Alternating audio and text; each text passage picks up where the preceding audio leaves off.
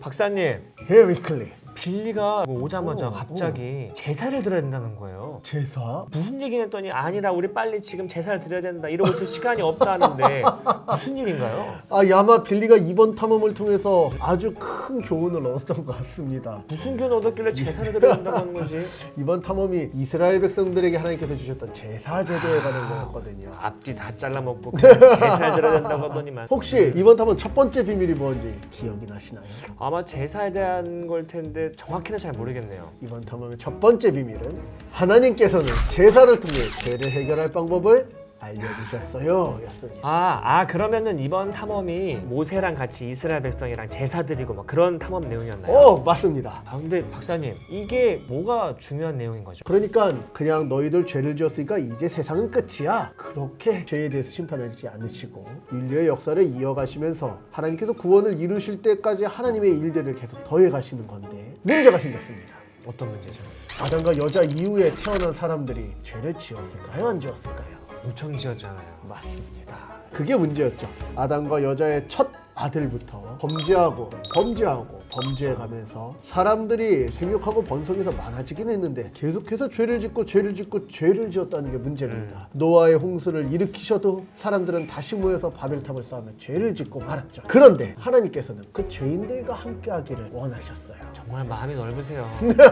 근데 여기서 문제가 생깁니다. 거룩하고 의로우신 하나님께서 죄인들과 함께하기를 원하시지만 하나님께서 죄인들과 함께하실 수 없는 상황이 벌어지죠. 왜죠? 거룩하신 하나님께서 그 죄를 용납하지 못하시는. 함께하고 싶지만 함께할 수 없는. 그렇죠. 그래서 하나님께서 죄인들과 함께하고 싶으신데 죄인들과 함께하시면 하나님은 죄인들을 벌하실 수밖에 없기 때문에 하나님께서 죄인과 함께하기 위해서 만들어주신 방편이 바로 제사군요. 정답입니다.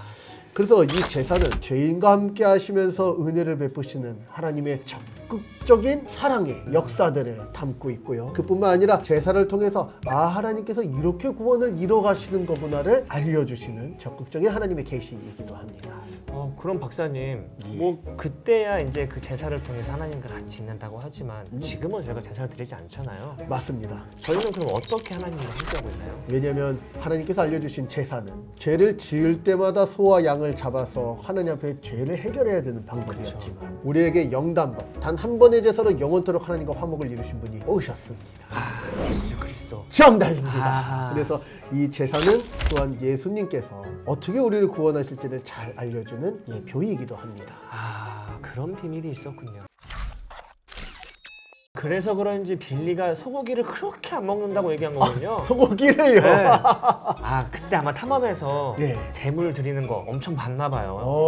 그래서 이제 안 먹는다고, 자기는 고기 이제 절대 안 먹는다고 하는데 이번 내용이 그거 맞죠? 맞습니다. 혹시 두 번째 비밀 기억나시나요? 제가 비밀까지는 잘 기억이 안 나는데 어떤 거였죠? 두 번째 비밀은 바로 재물은 백성의 죄를 대신하여 죽었어요 입니다. 맞아요. 재물 대신해서 죽었죠. 맞아요. 근데 박사님, 이 재물이 대신해서 죽는다는 거 이게 좀 어떤 의미인지 자세히 얘기해 줄 수 있나요? 그러니까 하나님께서 죄인들과 함께 하시기 위해서 마련해 주신 장치가 바로 제사 제도였다. 그렇죠. 근데 제사 제도의 핵심은 재물을 죽이는 데 있습니다. 꼭 죽여야 될 필요가 있나요? 그렇죠. 그게 아주 중요한 문제이죠.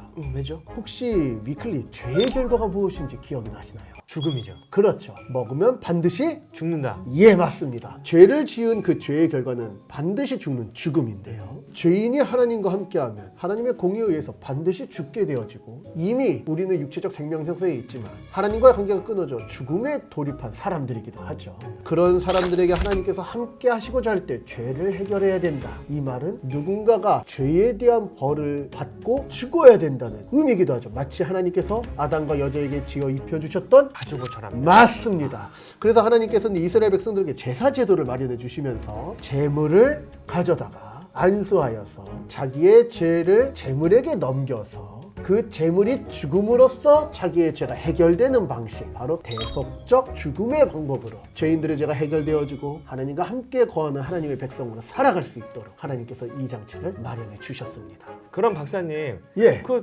대신 죽는 건 알겠는데 아니 어떻게 그 동물들이 제 죄를 가져가는 거죠? 맞아요.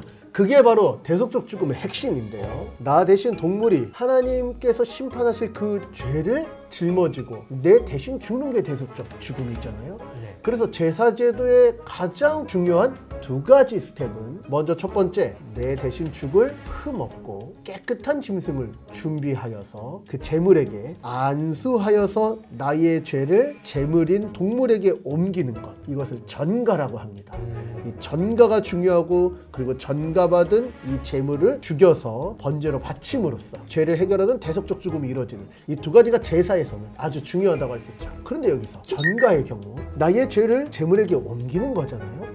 죄나 책임을 다른 사람에게 떠넘기는 것이 전가인데, 그래서 하나님께서는 이 전가, 죄인이 자기의 죄를 제물에게 옮기게 하기 위해서 제사 이전에 제물이 될 동물의 머리에 손을 얹어 안수하면서 나 대신 네가 죽는 거야 하는 전가의 의식을 치르게 하셨습니다. 그러고 보면은 이스라엘 백성들은 이스라엘 백성 진영 가운데 있었던 성막에서 날마다 벌어지고 있던 이 제사를 눈으로 보고 귀로 듣고 코로 냄새를 맡으면서 살아왔던 겁니다. 우리들의 죄 때문에 어떤 짐승이 끔찍한 비명 아래 죽임을 당하고 그 피냄새를 맡아가면서 그 제물이 불살라 드려지는 것들을 바라보면서 죄가 얼마나 무섭고 끔찍한 일인지, 죄의 결과가 사망이라는 것을 시각적으로, 청각적으로, 후각적으로, 공감각적으로 배워가면서 거룩한 백성으로서의 훈련을 해갈 수 있었던 것이죠. 그래서 그렇게 빌리가 고기를 안 먹는다 그랬고. 네, 아마 빌리에게는 상당히 충격이었을 수도 있습니다. 근데 박사님, 네. 그때 당시에는 내 죄를 이렇게 다 전가하고 우리의 죄를 매번 이렇게 덮고 그리고 그렇게 시각적으로, 공각적으로, 청각적으로 하면서 그 죄를 깊게 깨달았지만 사실 지금은 그런 게 없잖아요. 맞아요. 아마 지금도 여전히 제물을 바쳐서 하나님 앞에 죄를 해결해야 된다면 우리는 날마다 소와 양을 잡아야 될 겁니다. 그렇다면 이번 탐험이 지금 우리에게는 어떤 의미가 있는 거죠? 네, 너무 좋은 질문이신데, 우리가 앞으로 탐험을 계속하면서 더 확인해 보겠지만, 사랑하는 위클리, 이 제물 대신 한 번에 오신 제물이 있다고 얘기했었죠, 아까. 맞습니다. 그래서 우리는 이제 날마다 우리가 죄를 범할 때마다 예수 그리스도의 이름으로 나아가서 그리스도의 이름으로 회개하며 우리 대신 죽어주신 예수님의 십자가 앞에 우리의 죄의 짐을 덜어놓고 주님께서 이루신 의를 입는 새로운 전가를 누리게 되었고, 이것을 앞으로 탐험에서 확인해 보도록 하겠습니다. 그 탐험 매우 기다려지네요. 그럼 우리 오늘 여기서 한번 인사할까요? 네, 좋습니다. 임마누엘!